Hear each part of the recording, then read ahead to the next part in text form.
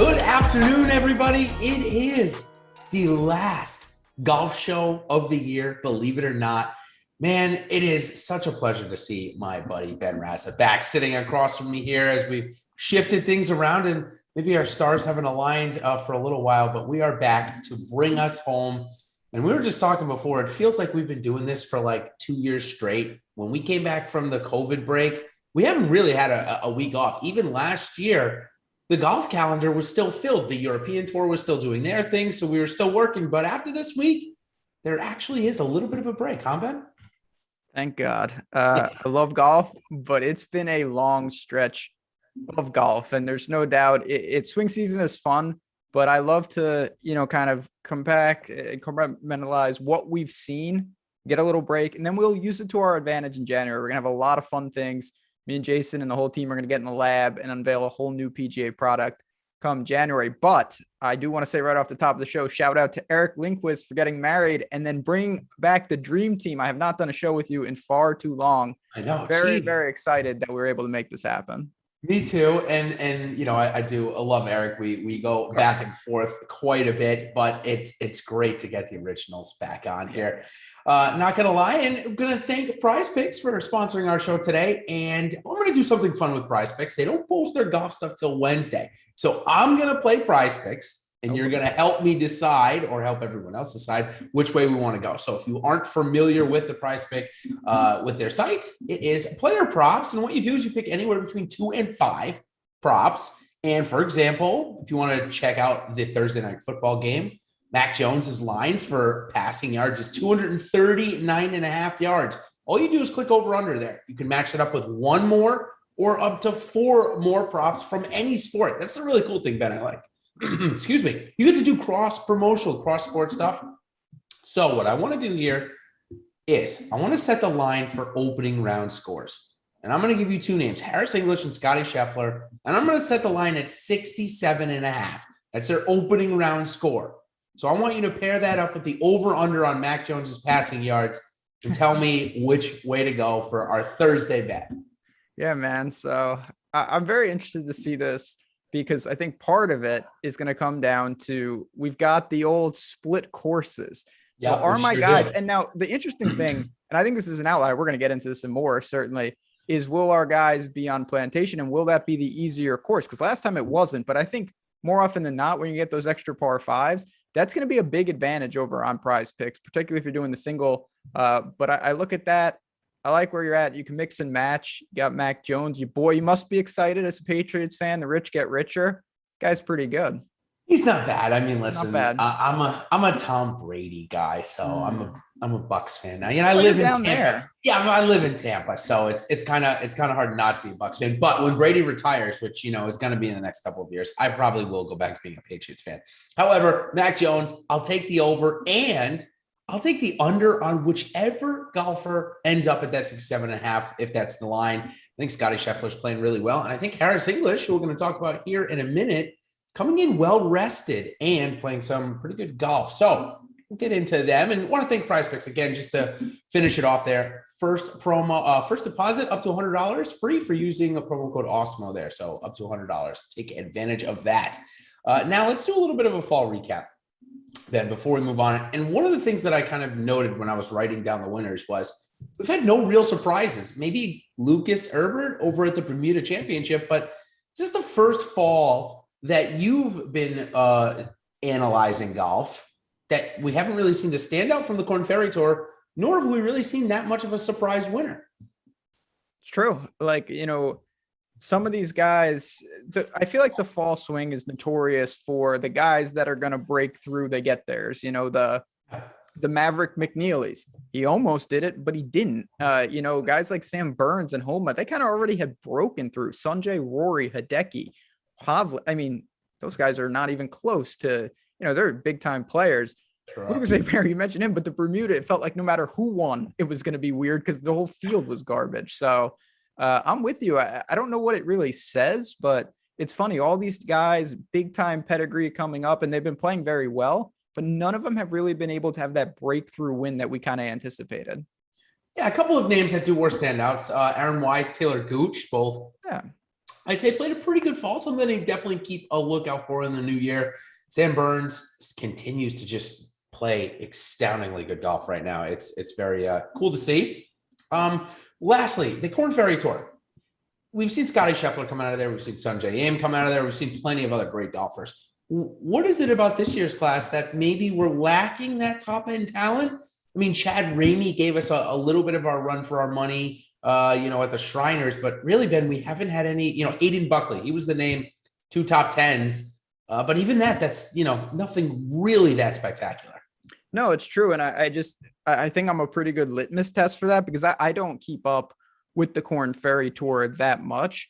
And those type of names I heard about, when the Schefflers of the world were coming up, and certainly when the Hovland Morikawa contingent, all those guys were coming up, I really didn't hear much about these guys. And you mentioned, Ramey, I'm going to throw in Alex Smalley, who I've been pretty impressed with, but they don't come with this is a future superstar. Now, I think some of them will emerge, but it's funny that you say that. We really haven't had that star-studded class hit the ground running and immediately vault up the rankings.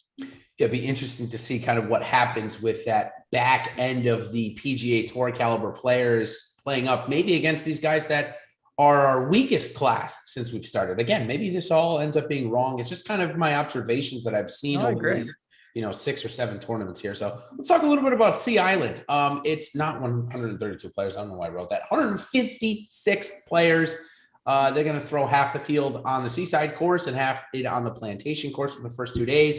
It ended up being last year, you kind of alluded to this right at the top. Basically, the 2 courses were roughly the same in terms of average score to par. There wasn't really any advantage to start on one over the other. I would say maybe 15% of the field is localized here in Sea Island, which certainly makes the home game narrative, which we'll talk about in a bit, plentiful. Tons of fairways and greens. I mean, anything else we can say? It's a pretty course. I mean, it's a beautiful island there in between Savannah and Jacksonville. No doubt. I mean, anytime you flirt with the coast, you're always going to have wind. You're going to have water potential. So you get some freaky things in there. You get some weird things. What that does, I think, on a macro level is when you look at anyone's course history who's played here a lot, they're going to have some miscuts just peppered because it's impossible to not have a couple of weird ones in there. So I think that's step one. And you mentioned 2 courses. I think for Showdown, I want to ask you, you do our Showdown content, obviously kill it there. Do you go heavy Plantation or do you say maybe there's something to, even though you're losing the par 5s? Yeah, I think you have to just play them because of the par 5s. The Eagles and Showdowns are just so key. And with the ability to get 2 more chances at that, I think it's just prudent to do it. Now, we will say that certainly some of the better scores from rounds 1 or 2 did come from Seaside last year, but you always want to just try and play the angles, and certainly Plantation giving you more birdie opportunities with the par 5s is the way likely to go. Again, is that going to pan out every time? Definitely not. A couple more things about at least the Seaside course. 75% greens in regulation, roughly about 75% fairways in regulation as well. So when you have fairways and greens so easy to hit, do you like golfers that are already good at that? Or do you think golfers that are not good at that get a leg up? Yeah, so that's like the age-old question where it's like, oh, these are really like flat greens. And it's like, well, does that help Spieth, who already putts great, or does it help Brio? Yeah. I mean, I don't know if anything can help Kyle Stanley. We can't even use him in those examples. But to me, I do think there's an element that, in a course like this, when you get wedges in your hand, you can bail yourself out by putting, but it's not just about hitting the greens because everyone's going to do that. Can you really dial in proximity wise to give yourself reasonable chances? So I do look to the type of players that are maybe more of those, I don't want to say iron specialists, but we've seen it, Streb and Tyler Duncan types. Of course, Webb is always lurking around the board. Those guys at second shot. Austin Cook is a winner here. I think there is a theme there. Yeah, exactly. So that's how I would go about it. Yeah, it's interesting. We've seen some golfers that I would consider, like you said, iron specialists end up having some of their better performances here.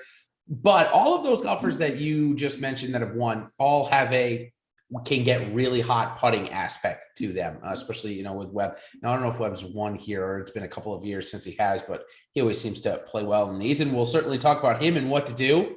Won't be surprised if Ben and I getting back together brings out yet another fade in Webb Simpson, but we'll talk about that and see if that's going to end up being the case in a few minutes. One last thing I want to ask about: 156 players in the field, top 65 in ties. We should expect a very low 6 of 6 just because of the field size and the variability we're going to get from it. What is there anything different you approach when we get 20 more players than we used to, or say 30 more? So I'm totally with you. It's going to be very difficult. I think the situation, it's not to say, oh, don't worry about ownership, because that's wrong. That's not what you want to do. But you do know this. If you get 6 guys through, no matter who they are, you're going to be doing pretty good things here. And if the scoring conditions are easy, the easier the scoring conditions, the more important 6 of 6 is, because you take advantage of your extra 36 holes per player. Now, if it's brutally difficult, I'm not saying try to get guys cut, but you can take some more chances, I think, and survive. So it's really hard. Obviously, if there was a way to get 6 of 6, I would do that every time. But I do think when you're talking about the full field to the max with the 65 and ties, you really do want to say, okay, I'm looking for a little more made cut equity, but high variance sport like golf, I think we both know it's very hard to identify that. Yeah, and hey, listen, DraftKings is actually one of the easiest PGA DFS scoring outlets. They only take away a half a point for a bogey, whereas FanDuel's taking away a full point for a bogey, and I think 2 points or 3 points for a double. So you saw last week, there were some negative rounds where it really didn't matter if you got 6 of 6. It just mattered if you ended up with 3 or 4 in the top 5, Kokrak being one of them. 5% owned. So you mentioned ownership, and I just kind of mentioned ownership there with Jason Kokrak, the lowest owned golfer, over 8,500 last week, ends up winning the tournament. So if you are just going against the grain and playing ownership, well, our ownership projections might be a perfect tool for you, part of our premium package, of course. And to get started, we're giving you 25% off your first week of Awesemo Platinum by using PGA Strategy Show as your promo code. And right now, there's pretty much every sport under the sun going on except for MLB. We've got NBA, we've got NFL, we've got golf for this week, and so much more. So come on and check us out. And like I said, ownership, it was right there staring everybody in the face last week. Kokrak ended up coming through. So we're going to try and identify a couple of those golfers here, Ben, this week. But first, let's talk about what everybody is talking about, the home game. All right. You mentioned many of the golfers that have played well here do live here, but also have a mixed cut, or a couple of those mixed in. Harris English, Kevin Kisner right off the top. Both have a couple of top 5s, top 10s, both a couple of missed cuts. So are you giving credence to the Sea Island boys this week, or are you just going to play where the lineup falls in? So, yeah, is it bad that guys have familiar? No, that's good. But it's not to say that if you're not part of the Sea Island Mafia, you can't play well. And I think there's also something to be said. Even if Kisner didn't live here, they actually believe in them. That self, it's great. His skill set is perfect for this. So I think sometimes it gets used as the poster boy, oh, well, he lives here, that's why he plays good. Or it's just a perfect second shot course where he can lean on his putter and his irons. Yeah. So I think there's something to that. I do what I normally do. If I'm between 2 guys and I have them very close, and our projections have them very close, and one of them is tied to the area, I think that probably would do it. I would lean to them, but I'm not going to say, oh, I love this guy, he checks out, but he's from Texas and he has no roots here, I can't play him. I think that's ridiculous. Let's talk about Harris English. He is one of those golfers that is right now projected at around 5% this week. He hasn't played all that well, and now the 10,100 price tag certainly scaring some people off. Now, even though we haven't done shows for a while, I've been a perennial fader of, say, Cameron Tringale. Ended up playing him last week at good ownership and got a good start out of him. So I'm kind of thinking of doing the same thing with Harris English this week, Ben. I know his price tag is very, very high, but if we're going to get 5% and he's going to give us another top 5 or 10, seems like a pretty good start here for him. Are you going to try and talk me off of that? No, I think when you're getting, major leverage, you can always make that case. It's a little scary because it was a back issue. Yep. You never know with what's going on there. The other thing about Harris English, I truly don't understand. He was putting at basically as good as anyone on the tour. And so he decided to switch putters, and then he lost 6 strokes putting at Shriners. I just don't understand. He legitimately had gained in 7 straight events with the putter. And then he took the break and he came back at Shriners. He switched putters and he lost 6 strokes putting. So I don't know why he did that. I would hope he would go back to what got him there. Golf, man. Golf is such a funny sport. Like, why, dude?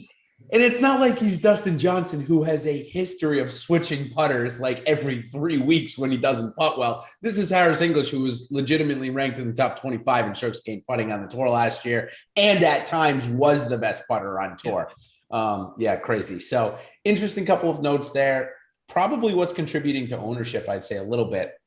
And when we talk about some of the other favorites here, there are plenty of more home game guys. And when we come across them, we'll certainly let you guys know. If you don't know that they already live there. But Scotty Scheffler, back-to-back top fives, a top 5 here back in 2019, part of that kind of standout Korn Ferry Tour when he came out. Is this the spot that Scheffler gets it done, or is he going to be one of those never wins, always in the top 10 guys? I feel like that's where we're at with Scotty Scheffler right now. I mean, certainly making that case. He's on the obviously Tony Finau trajectory. Maybe Tony's bucking that trend lately, but yeah, I mean, Scheffler's fantastic. He's someone that I kind of separate because I don't think, when I think of his skill set, I don't think of RSM, but I don't think that matters as much because he's just such a good player. He can dominate off the tee, even at a course that doesn't require it.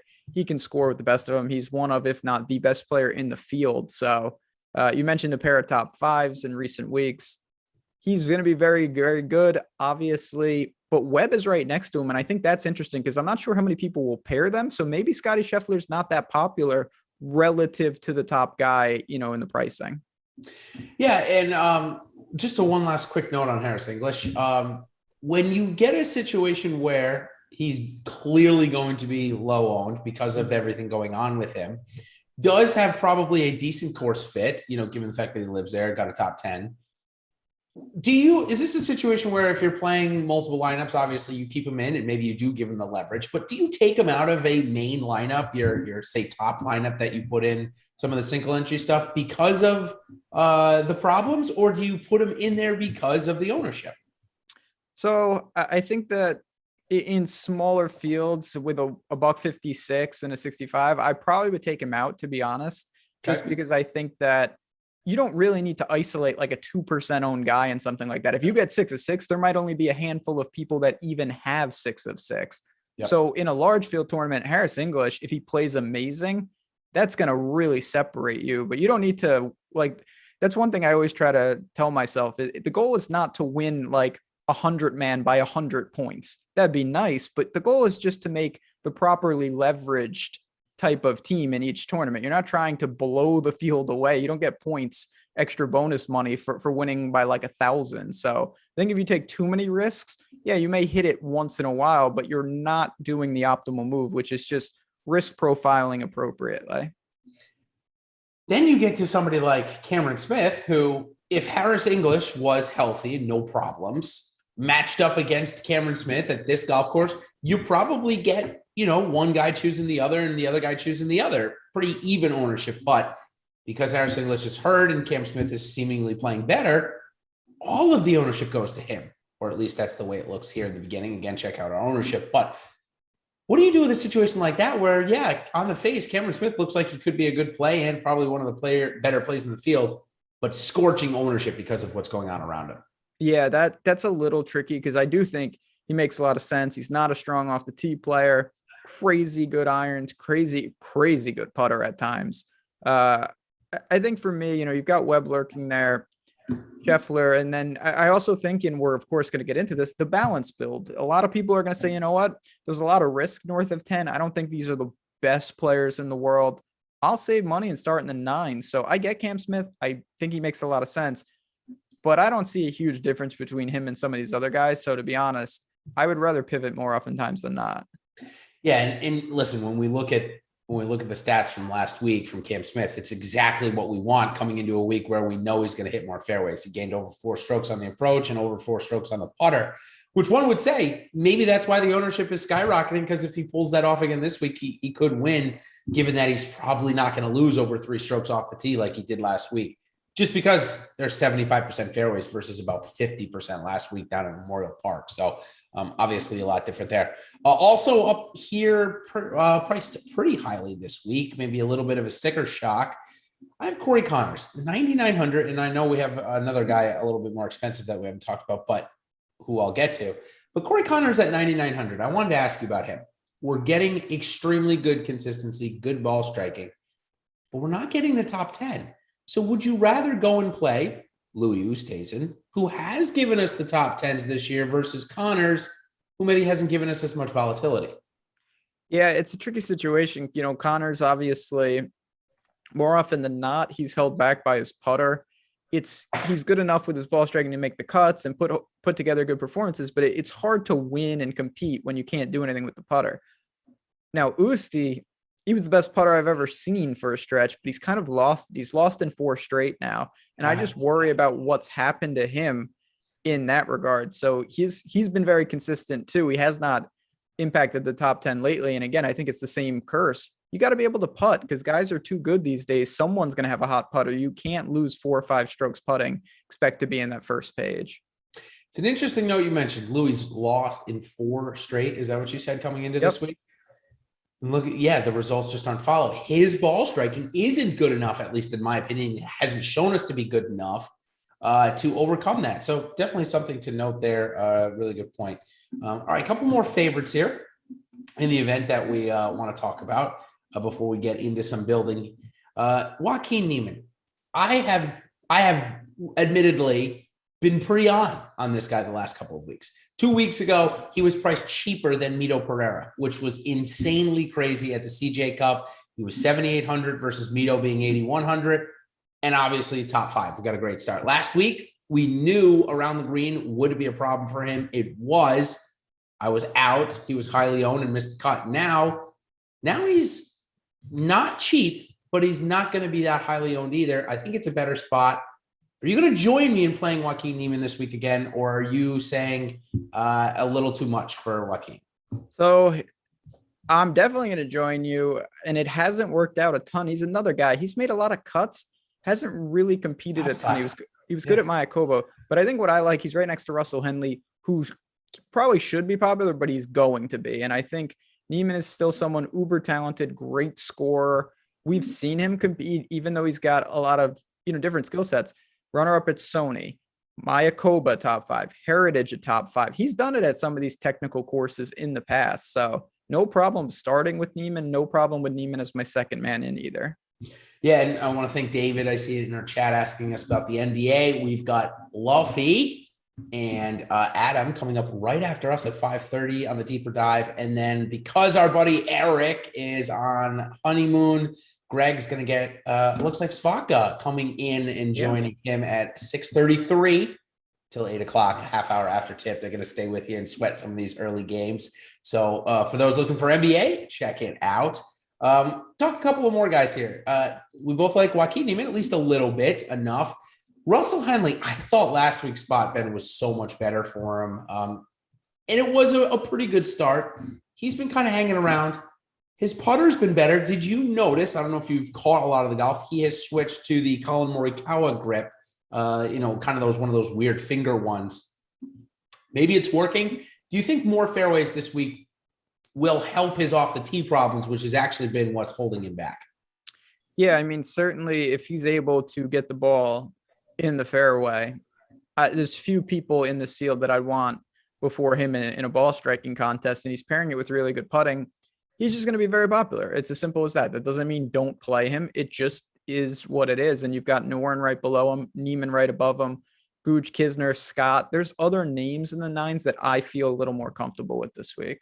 Me too. And our chat just brought them up. They must have either gotten a word or a look at my cheat sheet or something here. But no, Alex Noren, 18th and 10th in the last 2 years here. If there's a golf course that we want to play Noren on, it's one that we don't have to worry about him hitting the ball off the planet. He's going to hit a ton of fairways here, and he has played a lot better. Ben, I got to be honest, did he not qualify for the Dubai thing? Is that why he's not playing over there this week? Yeah, I don't know. I don't know exactly what Noren's just had a weird trajectory. He was super high in the official World Golf rankings, came over here, almost won, should have won. Then he had a horrible stretch after that. Yep. The funny thing about Noren's game, when he first came over here, I envisioned him as like he's going to win a US Open type course, 8 under, 10 under. He has lately been more prone to going low in easier courses. He's done a lot better with that. He's a great putter. So I don't worry as much about Noren saying I need him to shoot 22 under. I think he actually can do that. I didn't think that when he first came over. Maybe he gave up his status over there. Yeah, because I don't see him ranked. It's possible he's played a ton over here. I mean, he's played a full calendar over here. So I wonder if, it's like, and Matt Wallace is in the same category, who was also here this week. We'll talk about him. He's had a very, very weird stretch of golf in the last little bit. I'm going to guess that he just didn't qualify. I've seen him play a couple of tournaments over there. So I'm just going to guess that he just didn't end up qualifying for the race to Dubai. I could be wrong. If anybody knows, let us know. Am I being held hostage? No, Jordan, I'm not being held hostage. This guy. Get out of here. No, I'm not being held hostage. I'm going through a renovation in my office, and we just painted the other day. So I haven't put stuff up on the walls yet. I'm not in a hostage room. Thanks, Jordan, for worrying about me, though. I will say that. All right, let's move on to a couple of other guys here in this range. Taylor Gooch has been running hot. I think the run ended last week. I'm not going to play him until the new year. And Adam Scott, 9,000. Wanted to ask you your opinion about him. Maybe a good course if he continues the way he's been putting, continues that. But it was a question mark on why he's here. I didn't really get the fit. Typically, he likes to play courses that are harder, like last week. I don't know. I just didn't see it. No, I'm kind of with you there. And listen, he's been a guy, popular name in the swing season, rightfully so. Really, really playing good golf. Irons have been crisp. It's more a product of the range. Again, I think that Noren, Niemann, and I like Adam Scott, honestly, as we work down to flat 9. So I have other priorities in this range. Okay, so a couple of them might be traps, and that's what I've labeled the next one, because I have had a problem, at least personally lately, getting this 8K range right. Last week, it was Christian Bezuidenhout for me, cost me a cash in the big lineup. I had a fine rest of my other build. Keith Mitchell, while he finished in 30th, scored well. Patrick Reed scored well. Russell Henley came in the top 10. So I had a great build, Ben. Just couldn't find that mid 8K to get me over the hump. So I want you to help me this week. We have a list of names. I'm going to run them off to you quickly. Keegan Bradley, Max Homa, Justin Rose, Mackenzie Hughes, Brendan Todd, Mito Pereira, Johnny Vegas. Those are the 6 or 7 names that I'm interested in this range. Tell me your favorite and tell me which one you want to fade. So interesting, because I'm going to have a follow-up for you here. But yeah, so Mackenzie Hughes, I do think is suited to actually do very well here. Just the way he plays. It's ridiculous because you look at his ball striking and you're just like, this guy sucks. But it doesn't matter because he's so good around the green. He's so good with the putter. He is an incredibly effective player, even when he's just 0 with the approach. So I think you go there. The one I'm having the biggest trouble with is Justin Rose. I don't even know what this guy anymore. He shows flashes of it. He takes kind of the quote unquote class drop like we see here at Wyndham, and he was very good. Then he returns to doing nothing. 57th at CJ Cup, 40th at Mayakoba. I know he's a great putter. I just truly don't know where Justin Rose's game is at week in and week out. Yeah, I mean, listen, I've been doing this for 5 or 6 years, same amount of time as you have, and we've never seen Justin Rose play this many tournaments in the fall swing. There's no doubt about that. Typically he's playing over in Europe and, again, trying to win the race to Dubai, which has a $9 million prize fund, much bigger than this, what we have going here at CI. And so, yeah, it's very weird. I'm more tempted to go down to Mito Pereira. I haven't really played him yet. This fall, he's been popular, and I feel like we're getting to a point where now people are starting to forget about him. We had a decent start last week at Houston. 8,100, 10% owned. I think it's a good spot for him. Yeah, I mean, Mito is someone, he really kind of, it's funny, he was scorching hot, goes to the Olympics and all of that. We really haven't seen or heard much from him in the sense of impact finishes. He hasn't been terrible, but he's been fine. And the ball striking is still very, very secure. So I don't mind that. Again, I think it's just prioritizing what you want to do in this range. But you mentioned everyone here except, and I don't know, maybe you're one in some type of mega mind genius game. What about the bucket hat, man? What about Joel Dahmen? Yeah. So Joel Dahmen. He's got the hat. It'll protect him from the wind. He'll be fine. He's got to be one of the best personalities on the PGA Tour. Yeah, he's great. He's playing good golf. I mean, kind of quietly playing really good golf. Ends up in the top 5 last week out of nowhere. Here's the thing. We got to go back and look. And I noticed, after his win in the Dominican last year, he kind of disappeared for a bit. So do we enjoy the win too much? Do we, maybe just want to go spend time with the family? I don't know what it is. We'll have to look. He's in a good spot, but 8,500, I don't know. I can't remember the last time. Maybe it hasn't been, maybe they haven't played enough to be like, all right, yeah, I'm definitely going to play Joel Dahmen over Mito Pereira. I feel like I haven't said that enough. But Joel Dahmen has certainly earned the spot. So yeah, are you playing him this week? It sounds like maybe you are. Yeah. I do. I think that, it's a guy who's made every cut in swing season, coming off a top 5, gained 7.5 strokes, tee to green, winner on an island track. You already talked about that. I think he's got a lot to like. So price is right. I think he's going to be pretty popular just because of the finish last week. But I think that Joel Dahmen, you mentioned it, breakthrough, and this happens. Breakthrough, then you get to a lull. I think the swing season's been a good catalyst for him to say, okay, I'm back. Time to get back to business here. And it looks like he's starting to do that. Yeah, Brendan Todd's kind of in that boat a little bit. I mean, it was going very bad. Then a T22 at Fortnite, matched up with a T11 at Mayakoba. Maybe those courses are a little bit better suited for him, or is the par 70, 7,000 yards, 75% fairways where we want to be playing Brendan Todd? Again, I just think the sticker price is too much, not to cut you off, but can get the same thing out of Patrick Rogers, it feels like, and he hits the ball a lot further.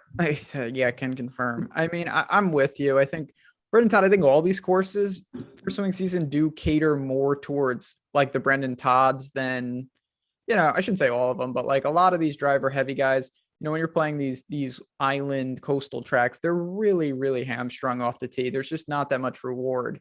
So Brendan Todd hangs in there. I just don't want to pay mid-8s for him. I'd rather bump to certainly Dahmen.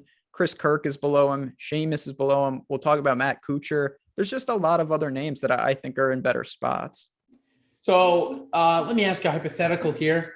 This guy is 8,100 this week. If he shoots 70 on Sunday, even par, finishes at 6 under in a tie with Joel Dahmen for, I think, 4th or 5th, one of those two. Does Johnny Vegas get a higher price tag and a higher ownership than what we're seeing? I mean, he shot 75 on Sunday, goes from the top 5 to a T26. No one's going to be looking at him. So I guess I'm just throwing the hypothetical like, hey, maybe there's a reason we want to play him. Those two little things go differently, and we're looking at a whole different set of ownership and price tag. I think there is something to that in general, just little edges that aren't quantified by most. And Johnny Vegas, the other thing I like about him is, I mean, maybe this is why I should be scared, but it's like, when I think about this course, I don't think of Johnny Vegas's game. He's so strong off the tee, but that could be different. And he's shown, when you look at his finishes, obviously this guy's a winner on tour several times over, but he's played good. He was second in Puerto Rico. It's not like he can only play at bomber heavy courses. So it's not my preferred build, but Johnny Vegas is an interesting tournament play this week. Yeah, you mentioned he was in Puerto Rico. He was up for that. Was he also in the mix for the Joel Dahmen one down in Dominican? I feel like he's been in these island events a couple of times and played well. One of those. Yeah, he had a top 20 in Corrales. Yep. And he was second in Puerto Rico. He's played a lot of golf at a lot of these type of venues. He has a 4th at Honda. I'm going back a while here, but he has shown he can handle a lot of different types of courses. Speaking of Honda, by the way, the correlation between Honda and Memorial Park seemed to be pretty high last week. Something to take note of. All of the Column Bombers that have played well at the Honda, at least had a chance to play with Luke List, Keith Mitchell, Wyndham Clark. All those guys were kind of in it last week. Even Kevin Tway, what a name to bring up there. Speaking of Kevin Tway, he'll be in the field here this week, as will Matt Kuchar. Now, Matt Kuchar, man, since he decided not to pay his caddy, has done nothing. And it wasn't his caddy. I guess it was a loaner caddy, but he has basically done nothing for a year and a half. Honest to God, it's been really bad. Now, all of a sudden, 7,900 after 3 straight made cuts here this season. Nothing to be terribly excited about, but nothing that he's hurt you with either. So is Matt Kuchar really back in your player pool this week? First time in a long time. Making cuts, 22nd at Mayakoba, 35th at Shriners, 36th at Fortnite. Seems to be Good rolling. course for him. Yeah. Price is right. I think it's got to be a buy low spot, as I'm not the biggest Matt Kuchar guy, and I don't know how good he really is at this point, but I think in a field like this, he could be very effective. Now, I've got everything that I've wanted out of this next guy in this fall, which has been 2 missed cuts, 2 basically last place finishes, 6 birdies on his card last week. I mean, just all around dreadful. But I asked for it, and I asked for a decently high price tag this week so that we'd get no ownership, and we've gotten all of that. So are you going to join me on playing Brian Harman in his home course event after no ownership and after a year where basically he outperformed almost every single week last year? That's an interesting name. Yeah, I don't know what is like. I mean, the game looked dicey. It's so bad. Yeah, it's so bad. He hasn't done anything with the irons in quite some time. Yep. If you're going to play him, you're just blindly backing, knowing who Brian Harman is on a long-term scale. Like, he's a good putter. He's not a long hitter. He's a grinder. He's a player. There's no doubt. It's just his recent form is, that's for somebody priced this high. It's definitely the worst form. Yes. It's not even close. So I guess it's like you said, I'm kind of just blindly backing the outperformance that we got so many times last year and getting less than 5% ownership on it, more than likely. Charles Howell's also here. Any interest? So kind of indifferent, to be honest. I definitely like Kuchar more than him. CH3 does some things that certainly are going to translate. He's that kind of guy. He makes a lot of cuts. I don't think he contends as much as he should. And that's the thing. You've got on the other side, Patrick Rodgers, who is the opposite. Guy misses a ton of cuts, but when he makes the cut, he comes in like the top 10 more often than you would think. So I think it's just risk tolerance based off who else is on your lineup. With 156 players in the field this week, it goes so deep because there's a lot of options, and a way to kind of decipher through those options, or at least see who we're playing and matching up, but maybe who Ben is playing, who Alex is playing, or Steve. Check out our Pro Plays tool. That is part of our premium package there. But if you want to check out some of our premium tools that we have free today, PGA rankings are free, the NHL top stacks, and the main slate ownership projections for NBA. You know, NBA streets have been fun this year, so check out the ownership projections free today for you. As we continue in this trap section, I want to ask about 2 golfers that are, I would say, playing probably pretty good. Way better than maybe I would have thought at the beginning of this fall, and are priced at 7,700. So, Ben, I want to know, are these 2 golfers traps this week, or are they good plays? Patrick Rodgers and Danny Lee, both with 2 top 10s in their last 4 starts. They're just both. So, I mean, I'll start with Danny Lee. Danny Lee would go miscut, 2nd, 7th. Just yes, that's what you get. And Patrick Rodgers has intertwined miscuts in with top 10 finishes. The problem with these type of guys, I know this sounds ridiculous, I don't know if recent form is a catalyst to how they're going to play the next week. So you see them build up and you're like, oh man, this is great. Danny Lee's playing good golf. I don't know if that's an indication that he's about to play more good golf, because he turns it on and turns it off borderline randomly, and that's very, very difficult. Another guy that's priced in this range that has had just a silly last 12 weeks is Matt Wallace.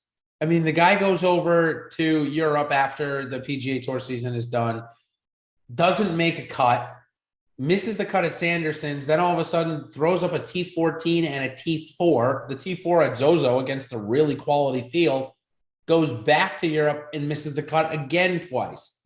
I mean, obviously he's trying to do the both tour thing here, you know, and it obviously, I mean, this guy was top of the European Tour a couple of years ago, so it's not really working out for him in his best interest. But is this a spot where we try and get the top 15, top 10 finish out of Wallace, or is there just too much miscut equity there for you to play him at $7,600 this week? I think it's pretty close. Certainly, I wouldn't push back if he's in someone's pool and they like him. I think it's just a pretty good range, though. You've got guys right below him. Adam Long, I took a long look at. I've been playing Troy Merritt. Griot is there. Aaron Rye has played a lot better. So I think you're competing with those shares. Matt Wallace is a player. I mean, he's done it in majors. He's good, very, very good. But at the same time, another guy think he slams the trunk a lot in this spot. So if he's going to be popular, I'll go elsewhere. Jason Day popped Oh my on God. the leaderboard last week at Houston. I don't really know what to say other than I'll say this about him. We know that he has a volatile game, right? We definitely get that. But his birdie count last week in the field was pretty good comparatively. I mean, Jason Kokrak obviously led the field, but Jason Day was top 10 in birdies, had 15 for the week. That's at least a sign that he can score. I don't know that his game is ready to compete yet. 7,600. I don't know. I think it will be again. I mean, it's hard for me to say that a number one golfer, a former number one golfer in the world that I think has a ton of talent is never going to be good again unless he's never able to get healthy, right? Obviously, that's the caveat there. If Jason Day is able to get healthy, I think he'll be a force on the PGA Tour again. Right now, we're not there. He's still trying to find him. But do you want to play him here at the RSM Classic? That's the question. Yeah, so that's the thing. I think that Day has it in him. We see flashes. We see it in Showdown. We see it for 18 holes. We see it for a back 9. See it for 6 holes. Yeah, exactly. Yeah. I don't know if he has it for 4 days just yet. And for me, you're not paying. Jason Day is not, and I know it sounds crazy, but he could be in the 6s soon enough. So like, I'm not going to pay a mid-range price tag. He's competing against guys that are making cuts week in and week out. And I think we're like, Jason Day came in 54th at Houston. I think most people came away encouraged by that. And I think that just kind of shows exactly where he's at right now. So the moniker used to be just play Robert Streb at this event here and you'd be fine. But that's kind of changed lately. He's played really good golf. 2 top 10s in his last 4 starts. All 4 made cuts. One of them was a no-cut event, or maybe 2 of them were, but still made the cut in all of them, played the weekend. Now 7,500 at a course that clearly he's good at. I mean, do we play him? Is there an ownership? How about this? Is there an ownership spot where we don't play him, say over 10, over 15%? Doesn't look like it's going to get there, though. Yeah, I don't think he's going to be too popular. So if you like the play, I certainly think you can click it in. I just don't know if I really like the play. You've got Adam Long right there coming in off 3 straight made cuts as well. He's a very, very good scorer. You've got Merritt, who's made 3 of 4, and I do like his game when he gets crazy hot with the putter. And then I'm going to, again, mention Aaron Rai, who is I was just going to say, hit him up against Aaron Rai, and who you picking on a 1v1? I'd take Aaron Rai. Really, really good player. Yep. Always was excited to see him in Europe. He's come over, making the most of it. Took some ebbs and flows, but lately ball striking clinic last couple of weeks, and I think that continues. Yeah, you mentioned last week for Rai, who's as typically gets it done with everywhere. Last week was just on fire with his irons, and he's a golfer that now we haven't seen enough, so I can't go out and say, "Hey Ben, this is the Ches Reavie of the PGA Tour." But the sample size that I've seen, it's when he gets into form, he stays there. So I will be clicking Aaron Rai's name certainly this week quite a bit. I did like Robert Streb. I do like this range. Also in there is Hayden Buckley, who I mentioned, 2 top 10s, or actually 2 top 5s, if I'm not mistaken. And then another guy that has also played pretty well, that is on the European Tour most of the time, but again, now playing on the PGA Tour through the Korn Ferry, is Matthias Schwab. Didn't have a good week with his irons last week comparatively to Rai, obviously. So I'm going to say you're going to stick with Aaron, or you're going to have a little Matthias as well. I mean, I love that guy. One of my favorites, but gained putting last week, Ben. Gained almost 3 strokes. You can't be doing that. You don't have the luxury. As you mentioned, his putting at times is few and far between. He wasted it. He wasted it on a T35. Yeah. It's, he needs to be more of a ball striker because his putting is pretty weak consistently. I think Aaron Rai right now is just simply more well-rounded. He's in form. I'm a big fan of Schwab. I think he belongs over here. I just don't know if I want to play him this week. John Spaz in our chat said, listen, Ben, Merritt hasn't gained on the green since the 3M. Don't do it to yourself. So I do want to say, part of me says, okay, that's true. I mean, absolutely. But look at the results. If you would tell me that, and I would say, man, he's probably missed all the cuts. He's got a 16th, a 28th, and a 15th. He's got some missed cuts, but like if the putter comes along and that's his weapon, the ball striking's been actually better from Troy Merritt, and that's a surprise. So I almost feel like he's close. And if he brings his biggest weapon on Bermuda, I don't mind it. Having don't said hate it that, either. it could end in shame, but Well, let's just leave it on a good note there. And let's talk about Lanto Griffin, who's also in this area. 8,100 last week. It did surprise me a little bit on the price. He played well, for 2 rounds. I think, what did he shoot? Yeah, he putted well actually both rounds 1 and 2. He gained 6 strokes putting for the first 2 rounds, lost them all back over the weekend. Is there anything that makes you want to play Lanto Griffin this week? So I get it. I took a long look at it, and I do think he kind of has the approach that I want, which is, get your irons going, make your putts. You don't need to be long off the tee, do what you do, but it's just not really happening. I think there's maybe a couple outliers in there. You zoom out, he was awful for a long stretch of 2021. And I think that I'm not going to let a couple tournaments mask all that. If I was building like 150, he'd probably be in the pool, but I'd rather play all the guys around him. Is Sebastian Munoz one of those guys? Yeah, I think Sebastian Munoz is a better tournament play because he can just get super hot on Bermuda.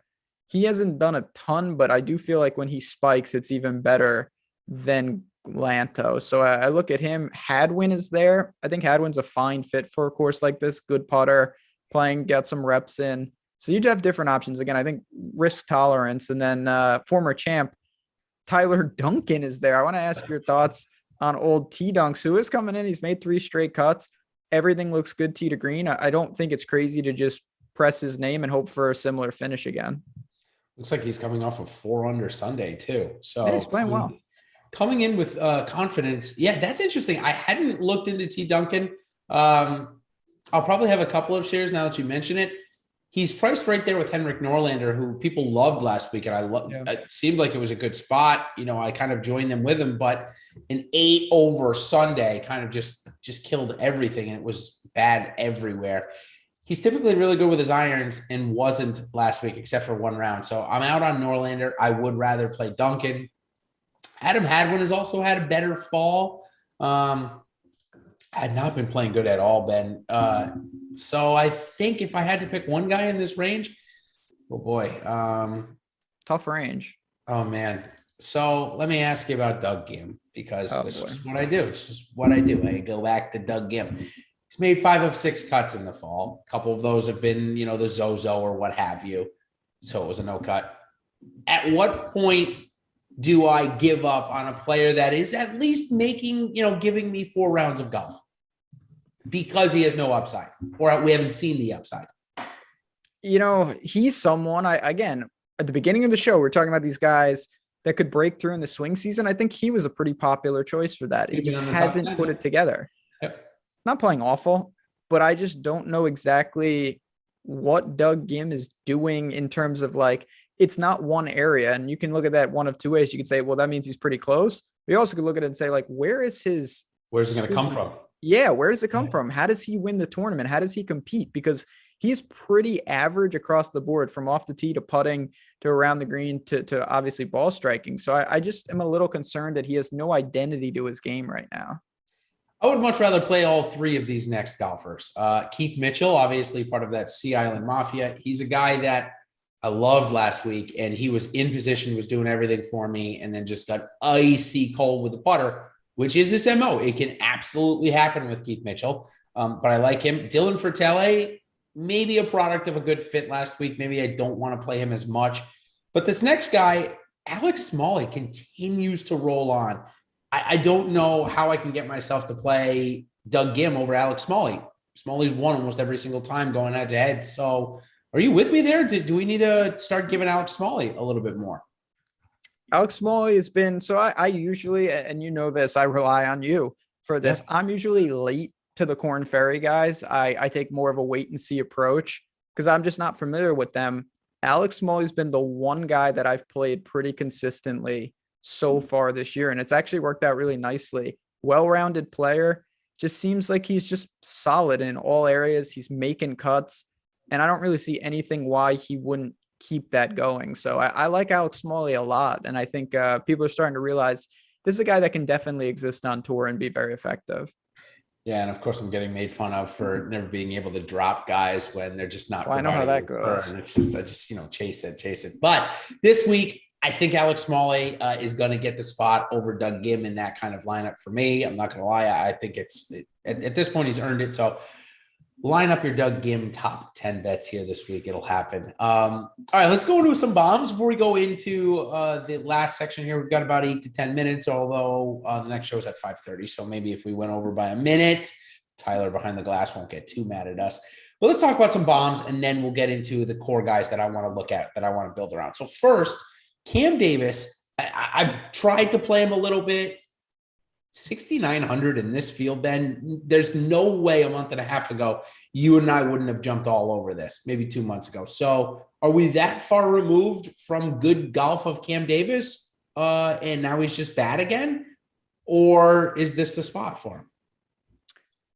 So I think he's playing pretty bad, to be honest. I still think if you're building maybe different types of lineups, a little more aggressive off the tee or something like that, he could work his way in. But there's no doubt that Cam Davis, who showed he's a player and he can do it, has kind of slunk back. And he's in an interesting range. You've got guys like Chad Ramey is there. Let's talk about him for a second. Sure. This guy coming off the Korn Ferry Tour, I think he made like 41 of 42 cuts. It was something ridiculous. Come on the PGA Tour, and of course, you and I both know from doing this, unless you're some of the best golfers in the world, you're likely going to miss plenty of cuts. It's just what happens.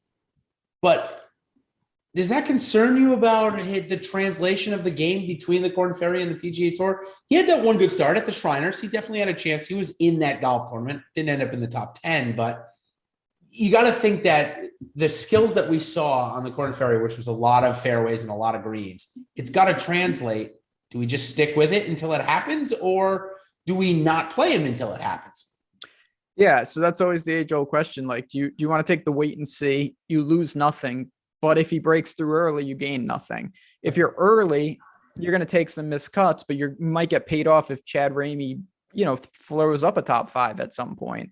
Mm-hmm. And I think given that this guy, we've seen flashes of it, when you're talking sub 7K, there's not that many other guys where it's like, well, I'm nervous. Let me just take the guy who I know is going to make the cut. Those don't exist down here. So you're going to take risk no matter what. I'm okay with Chad Ramey this week if you want to punt. If you want to go a little bit more conservative, let's give a couple of names there. Ches Reavie, we just talked about, or I just mentioned kind of about Aaron Rai. He is playing better. Also there, Denny McCarthy playing much better. Seems to have had some distance off the tee from practicing with Bryson DeChambeau as well. So that's an interesting name. Then the last one, Lucas Glover, seems like a really good fit. Seems like his price, it's to me is one of the craziest out there. He'll be 8,400 and everybody will want him. And then he'll be 6,800 and nobody will want to roster him with not much form difference. So for me, I think Lucas Glover is probably maybe the most, comfortable play down there at 7,000 or below. How about you? Got another name or you agree on Glover? Yeah, I don't mind Glover. I mean, he's right next to Scott Piercy, who did gain 7 strokes in the approach in Houston. Now his putter is completely shot. So I don't know about that. I think people are going to go to Russell Knox, JJ Spawn, those types. I don't hate it, but at the same time, I don't know. But I did want to ask you about one guy as we work down a little more. Is Nick Hardy. He's someone that I'm not super familiar with, but every time I play this guy, he makes a lot of cuts. Seems like a very well-rounded player. Kind of reminds me of Alex Smalley. 6,500 for Nick Hardy. I think that might be my preferred, mid-6s range. This guy was 7,800 at Bermuda. Yeah, so he was good. Clearly, the odds makers in Vegas gave him a 60 or 70 to 1 tag there. And here he is at RSM, which is, it's probably a little bit better than Bermuda field. It's obviously a bigger field. Yeah, I like Nick Hardy at 6,500. I was hoping you were going to bring him up. I thought it would be a good spot. Known for a good ball striker. We saw him get it done on the PGA Tour in his couple of starts last year. So I do like him. Another guy that I like, 2 of his best finishes on the PGA Tour are Matthew Neesmith. He popped last week, had a bad Sunday, but 2 top 15s here in Ben, 6,800, low ownership. I think it's fine. Coming off the Korn Ferry Tour a couple of years ago, I don't think Chad Ramey's any better than him. Let's put it that way. No, I mean, again, this is where you have to, I think, adjust maybe expectations. And it's not to say like, oh, I expect my guy to play awful. It's just week to week. What are you getting? You're not going to get 10 made cuts in a row. And if you do, he's going to be really popular. Someone like Neesmith and these guys, you're looking for, okay, what happens when he's on? Well, that's good, really good at times. His irons have been electric. He's gained 6 strokes or more with the irons in 2 of his last 4 rounds or tournaments that we have strokes gain data for. The difference is that the game is not well-rounded in the sense he's a bad putter and things come and go. When he loses, he tends to lose a lot. So I think that's the kind of a tournament play. You know me with Peter Uihlein. I think Peter Uihlein is that elite putter at times, likes this kind of tournament, likes this kind of layout. He's just not a consistent player. And I'm never going to try to predict when Uihlein's going to pop, if ever. He, again, was 7,700 if we're talking about the Bermuda, but that's just, it's where he was. Here's an interesting name. Davis Thompson. He was one of the PGA Tour U grads coming out this year. Big name in the area as well. I think this is the one, if I'm not mistaken, Ben, that his dad is actually the tournament director, if I'm not mistaken. So obviously he's going to get a start. He guaranteed himself 8 starts on the Korn Ferry Tour through the Korn Ferry Tour qualifying event. 6,400. Is this a case where you're going to try and play the prospective talent that could be there, or is this just too far away from playing good golf for you to roster? He popped up at Congaree. I don't know if you remember, and played pretty well there, actually. Gave a pretty good value, but that's the last time we really heard from him. Yeah, I mean, this guy's played RSM a couple times, which I kind of like. He has made the cut there in recent years. I think that what I'd say to something like this, if you're like, I really like Scheffler and I also want Louis, well, this is a way to tap into a double 10, north of 10K range. And there are guys down here that are going to play well. It's just, if I don't need to do it, I probably won't. But I want to ask you before we get out of here. Yeah, I've got one. He's not a crazy name. He's just playing awful. I don't know if he's ever going to turn it around, but Sneds is going to be unowned. He's 250 to 1 in the betting market. He has done, when I say nothing, he's been playing as bad a golf as I've seen anybody. But this is the type of course that old Sneds would love. It seems like he's got like a mental. Now, listen, I'm not a psychologist. I don't try to be, but it seems like he's got a mental block. All right, let's look at his round 1 scores: 68, 69, 68, 66. What's wrong with that? Those are pretty good round 1 scores. One would think you would make at least 50% of your cuts coming in with those scores. No, his round 2 scores: 74, 73, 70 at the Shriners, 71 at the Oral White Tech, 74 at Houston. It's like he's having a mental block getting through the cut right now. But if Sneds gets through the cut with how good of putter he is, he's going to give you value. I just can't do it until we see something pretty drastic, because like you said, it looks broken. As a large field, any interest in maybe a Thursday showdown if he's on Plantation? See, with him, the par 5s don't even really matter. Yeah, they probably heard him. Here's a name I'll give you down here for showdown purposes, maybe even a little bit for week long. Andrew Novak is a guy that had the Monday qualify. He's from the Korn Ferry Tour, graduated, playing here on the PGA Tour this year. Had the Monday qualify into Mayakoba, did so, came in a tied for 22nd, and lives here in Sea Island. Probably not many people know this one or this name. If I'm going to go this low, Ben, at 6,300, I think I'm going to click Novak. We've seen him Monday qualify, which is ridiculously hard to do, and then put up 4 good rounds in Mayakoba, which may be a similar track. This is probably easier than Mayakoba. I think I'm going to give Andrew Novak a couple of shares this week. Perfect way to wrap it up, because I don't even know who that is. That is going to be a true 1%er, and that's putting it mildly. Andrew Novak. Steve Novak's long lost brother, maybe.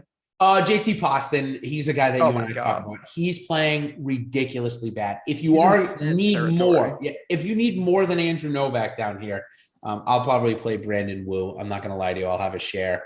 Doc Redman did make a cut, but Brandon Hagee, okay, that was the last name I want to talk to you about in 2021 for the golf season. Brandon Hagee, 6,200. Seems kind of cheap. He's played better. Yeah, I mean, he's an interesting name because he's such a bomber, but he actually, I think, thrives when he's able to tone it down, and he can still take his length to an advantage. He just is hitting, shorter irons and whatnot. So the form is gone, but he's someone that when he flashes, and it only a couple times a year, you're going to get a top 5 or top 10. I think, again, we're talking about large field tournaments. I see no reason why I would want to isolate him. But if you play 2 or 5% of him, you're probably getting 2 to 5x on the field. So you don't need a lot to potentially have a nice payoff. Yeah, Trey Mullinex, who Eric and I talk about. Yeah, he's down there as well. So is Kurt Kitayama. So plenty of guys. All right, the Tournament of Champions, a fantastic event at a great golf course there in Kapalua, where I think actually Eric is right now, will be the next time that we chat. That is in about a month and a half. So everybody enjoy the longest off season we've had in a couple of years. We're going to have some great stuff coming back at the new year for the golf product here, as golf betting and, of course, PGA DFS continue to take off, and golf betting really does take off. So stay tuned for that. And Ben, where can we catch you? We can catch you, of course, on the breakfast menu show and a couple of other places, right? Yeah, absolutely. You'll be seeing me, Awesemo Odds YouTube channel. If you guys haven't been over there and you enjoy it, head on over. And of course, with college football, college basketball, the NFL, all that type of stuff. Well, college basketball being back must be just... College basketball is fantastic. And you know what? You never know. If the hero has stuff, maybe you'll see us a little bit. But yeah, maybe at least for a leaderboard. I don't just think a 5-minute version, a little VOD. But now we'll have some fun. Well, obviously, you got our handles right there at DFS Golfer 23, at JazzRaz DFS. We're going to talk to you guys. It's not like we're going to be strangers. And come the new year, new tools, new everything. A lot of fun here. No better time to get involved with the Awesemo community. And that'll do it for us. Thanks, everybody. Good luck. Take down the 100K this week at the RSM Classic. And we will see you in January for the Tournament of Champions. Cheers.